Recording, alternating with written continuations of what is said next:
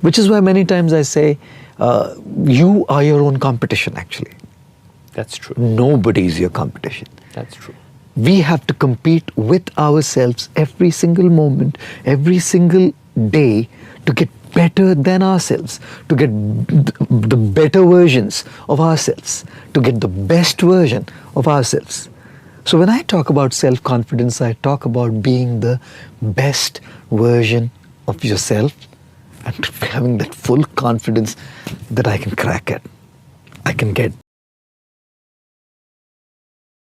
I believe that the seven greatest, I would say the 7 words which are the greatest enemy of growth and progress in any field, including what I'm doing, are, we have always done it this way. Nokia thought we've always done it this way. They are out.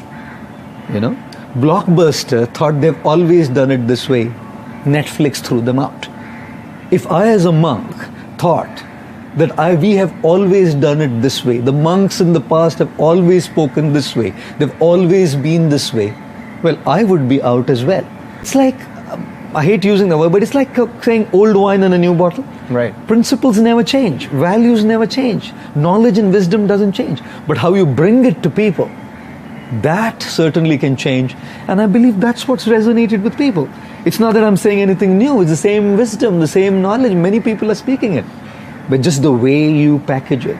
So Nokia failed in packaging themselves rightly, coming into digital photography. Right. Blockbuster denied when Netflix approached them. They're out. And if I think I don't change, I don't keep up with the times, well, I'm outdated. If you're not updated, you're outdated. Whether it's spirituality or the industry out there, it doesn't matter. Someone comes and insults me. I didn't choose it. It came to me. That situation is destined. But my response to the situation is my choice. Response is not destiny. What I choose is my choice. And when I choose it, that decides my future destiny. This is why they say man is the maker of his destiny, not situations. Situations will remain what they are, but how you respond to those situations is completely and entirely your choice. Whether you drive a Volkswagen or you drive a Bentley, the road remains the same, doesn't it?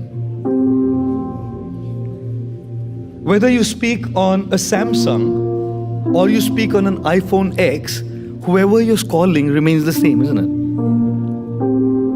Whether you're flying economy or you're flying business, the destination where you're heading remains the same, isn't it? Whether you're wearing a simple fast track or you wear an Omega or a Rolex, the time remains the same, isn't it? It's quite amazing how we work ourselves up so much with increasing the standard of living that we forget to increase the standard of our life. And which is why wherever I travel, I make an appeal to people. There's nothing wrong with an Omega. There's nothing wrong with a Bentley. God bless you with that, and if you have it, drive it, no problem. But in trying to enhance and increase and improvise the standard of your living, please, do not compromise with the standard of your life. It's not the standard of your living that makes you happy. It's the standard of your life that makes you happy. Ladies and gentlemen, adjust your plans. Adapt to the challenges that life throws at you. Adopt new strategies to match those of your opponent. Life. Apply the greatest virtue of flexibility. Don't be rigid. In Sanskrit, there is a verse which says, Mukam karoti vachalam. Even a dumb man can speak. Panghum langhayate girim. Even a lame man can cross a mountain.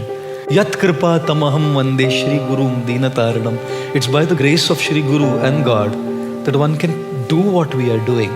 And therefore, if you ask me what is my motivation to keep going, I don't even think I'm inspiring millions or crores, as you said. People are watching and people are hearing. It's not my knowledge. It's the knowledge coming from God. It's the knowledge coming from my guru and so many other monks in the monastery from whom I learn. I simply act as a microphone. A microphone simply amplifies the voice of the speaker. So if there's something that's motivating people, it's not me. It's the knowledge and the power of that grace that is behind me. It's amazing how money can be known by so many different ways. In a temple, church, or charity, it's called a donation. In a school, it's called a fee. In a marriage, dowry. And in a divorce, alimony. When you owe money to someone, it's called a debt. When you pay it to the government, it's called a tax. In a court, it's a fine. When you receive it regularly after retirement, it's called a pension. When an employer gives it to a worker, it's called a salary. When a master gives it to a servant, it's called a wage. When children receive it, it's an allowance. And when you borrow it from a bank, it's called a loan. When you offer it after a good service, it's called a tip. When paid to a kidnapper, it's called a ransom. When illegally received in the name of a service, it's called a bribe. And when used to share and to serve others, it's called happiness.